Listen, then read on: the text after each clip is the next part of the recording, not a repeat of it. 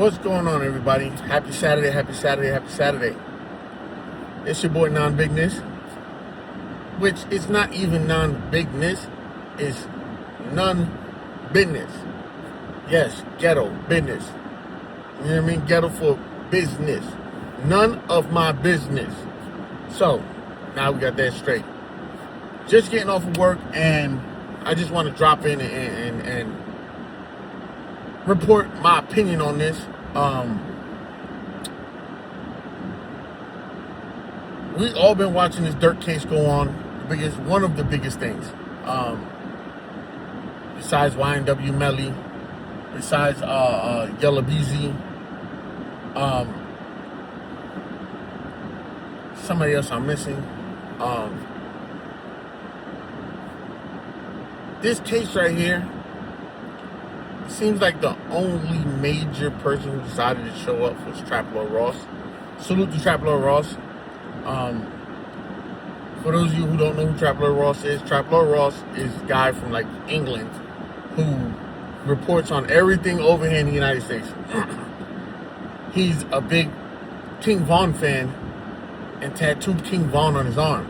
It's kind of weird. Like, I ain't doing that. I'm not tattooing no man I don't know on me. I'm not doing that. He said he loves his music and everything about him. But yet, when you go look at TrapLore Ross, square ain't the word. He's been reporting every day in California. I don't agree with him. While the judge seems like he's being fair, from what they're reporting, I'm gonna be honest with you. I think the judge he has something up his sleeve. I'm not sure what, but the things he has to say about the jurors and things like that, it for some reason it doesn't sit right with me. And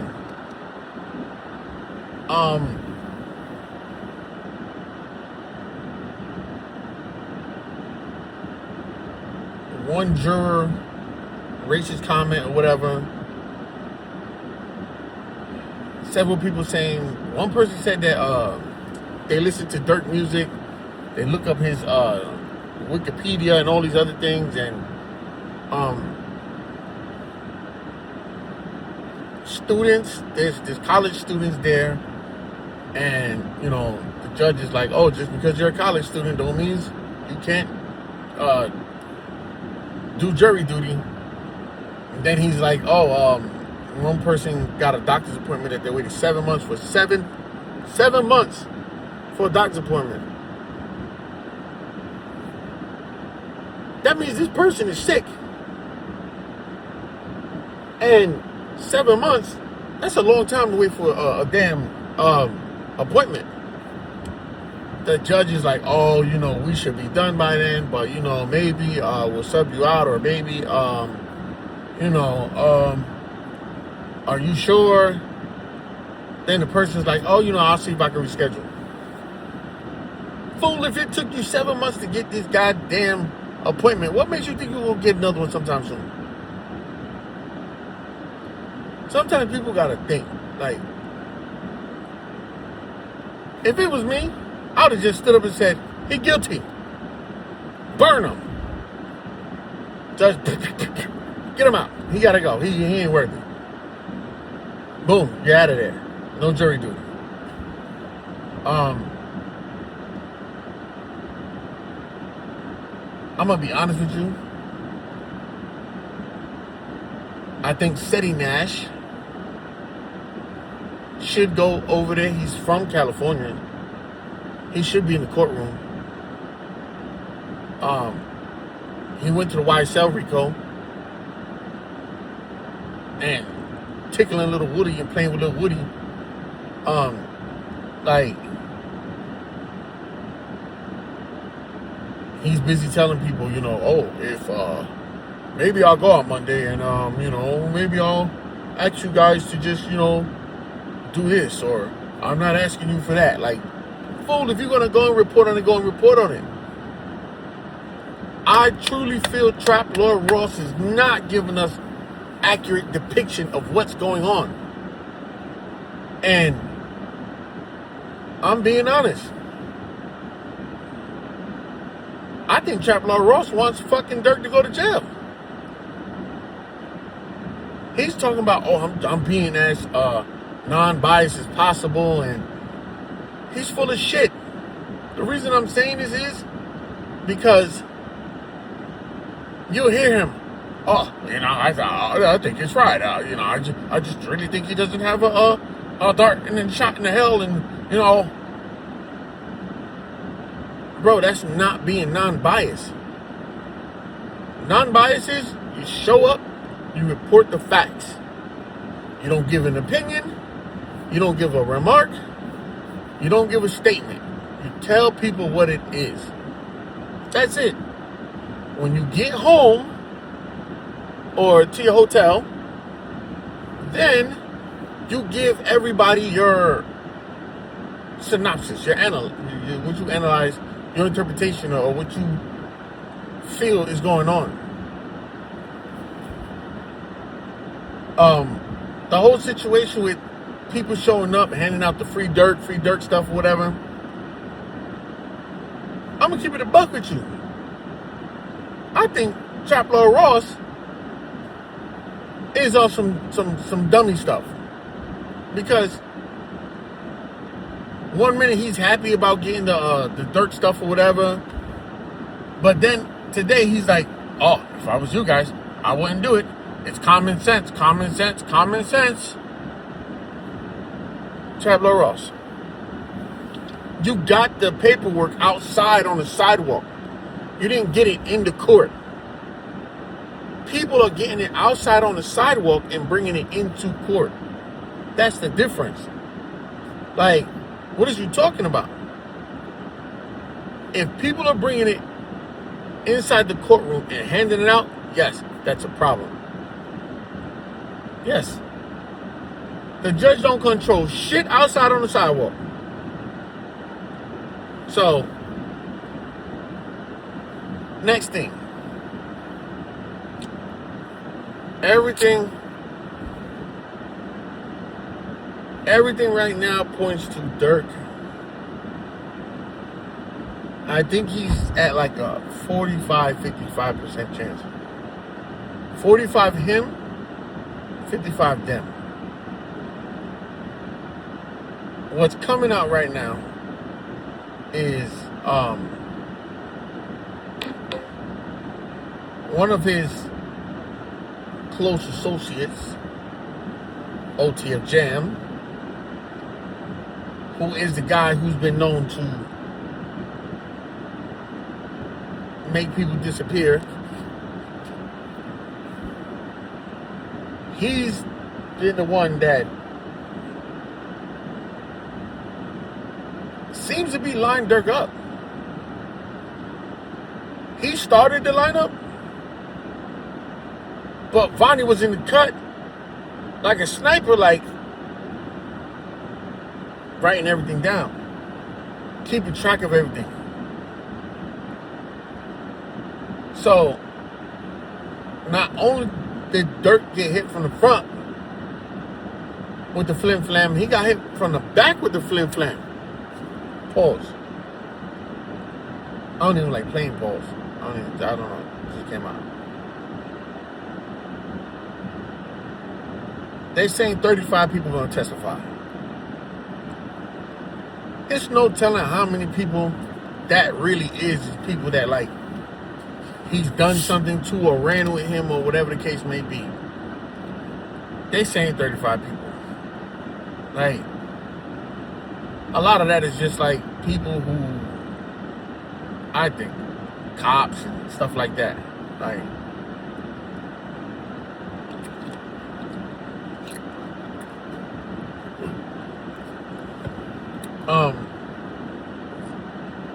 excuse me. The whole 6ix9ine thing, and then the feds letting go that apparently Durk got messages saying that 6ix9ine 6'9" and whack 100 really helped throw him into like a type of rage and a determination to get Quando Rondo. And Quando Rondo telling him like, yo, like, look, like, bro, let's just end this. First of all, as a man, that took a lot of heart. The man got your cousin clapped, and he been hunting you down like a wild fox. For you to turn around and say, hey, big bro, let's dead this beef. Hey, man, you know, I'm losing money.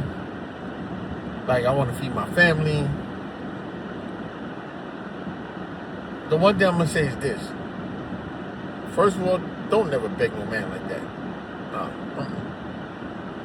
You started off wrong right there, Quando.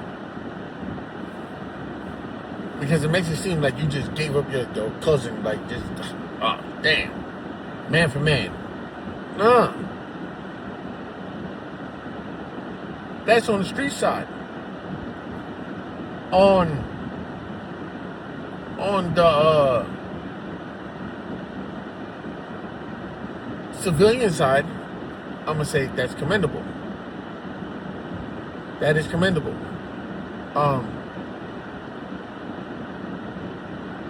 I'm going to say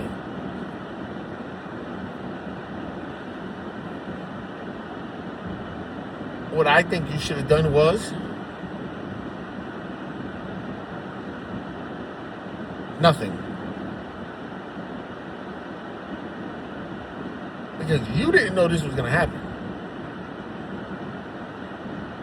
You understand? But apparently you're very, very smart. Because no one never knew where you actually were. You was moving around constantly. That's really, really smart.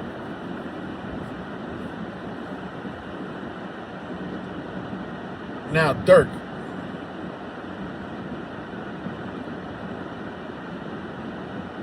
The hood nigga in me says, hey, man, I guess you live up to your name. You know what I mean? You live up to reputation and standard. And I hope it was all worth it. Because after this trial, I change it. I think it's 55-45. 55, you're going to beat it. Because I think the feds are playing a bigger game. The bigger game they're playing is they want to get everybody. Anybody who ever had any type of... If you say to hi to a motherfucker, they want that ass. Pause.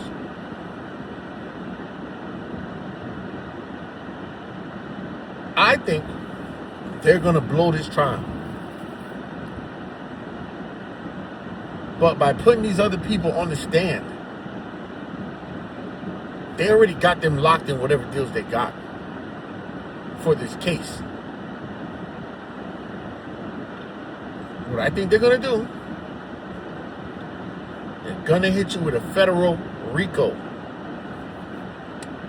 And in that federal RICO, they're going to put Chicago, they're going to put California, they're going to put Atlanta, all together. The Vicar thing, I think, is going to disappear. They're going to go straight for the RICO. Because the moment your friends tell on you and you defend yourself, your lawyers, I think they're gonna do their job.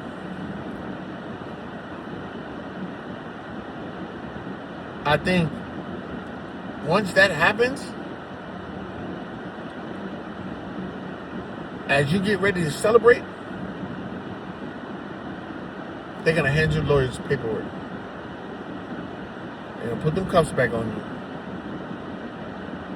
And you're going to be officially charged with a federal gang RICO.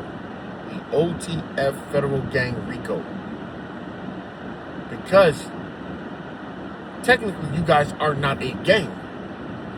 Not until these guys take the stand. Once they take the stand and tell everything the way it went, and if they're able to find where you put one funky dollar into somebody doing something, it's a RICO. OTF Jam is gonna hurt you big time. Because he's saying you did a prepayment plan for a body.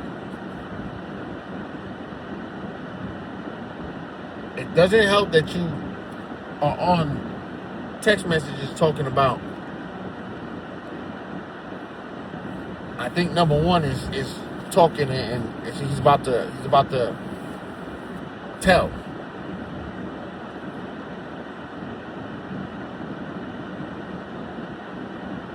You know,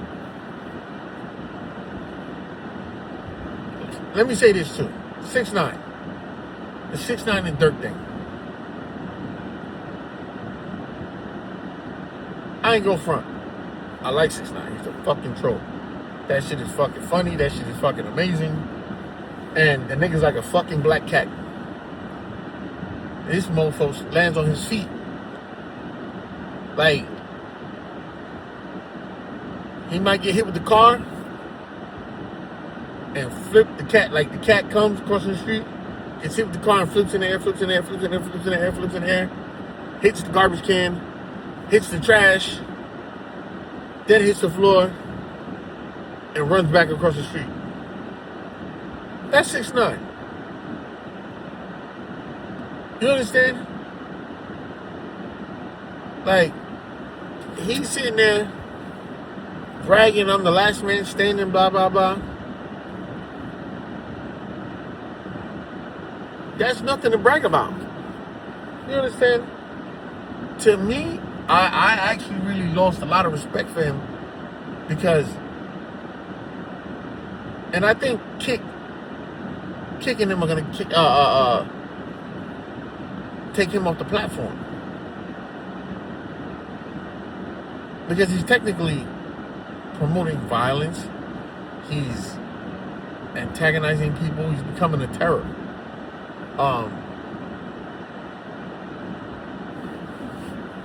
Everything he's saying is it's not true. You understand? I don't respect nobody who disrespects civilians. You understand? 9-to-5ers. You got a problem with 9-to-5ers? Them hood niggas 6ix9ine ain't buying your shit. They're not streaming your shit. It's the 9-to-5ers. The 9-to-5ers are streaming your shit. 9-to-5ers are paying whatever it costs to see you with the big booty holes. That's the 9-to-5ers. So you busy trying to make fun of Durk and OTF and all of them and all this other stuff, and bro, sometimes you gotta shut the fuck up.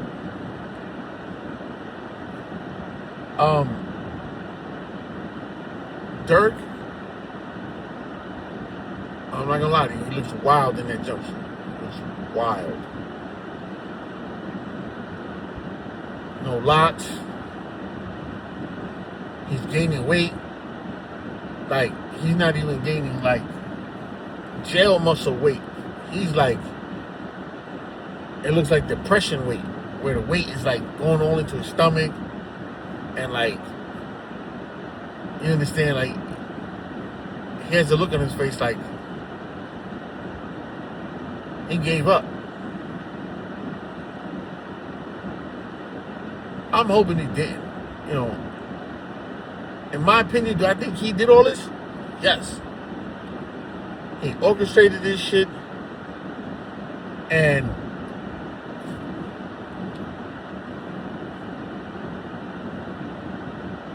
he knew that people, O Block, let's just say O Block. O Block wasn't riding for Vaughn.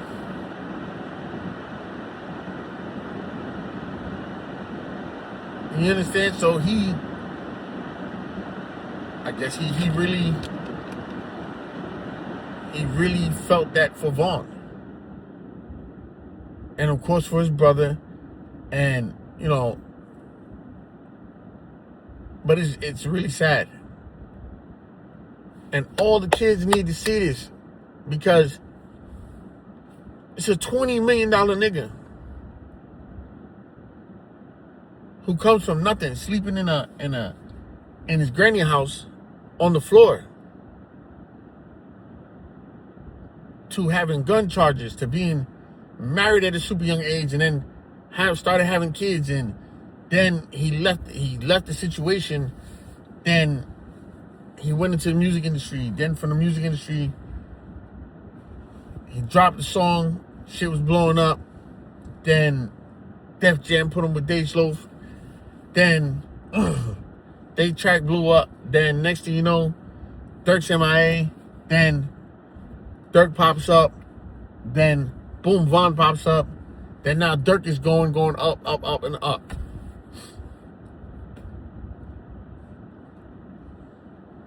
But we gotta ask ourselves, is that really who he wanted to be? Or is he where he truly wanted to be? Because he knows or thinks that being where he's at now means he's proven that he's a stand-up solid man. He left his wife, his kids, his mother, his father, who just did 20-something years. So, I don't think it was worth it. I think he should have turned that negative into a positive.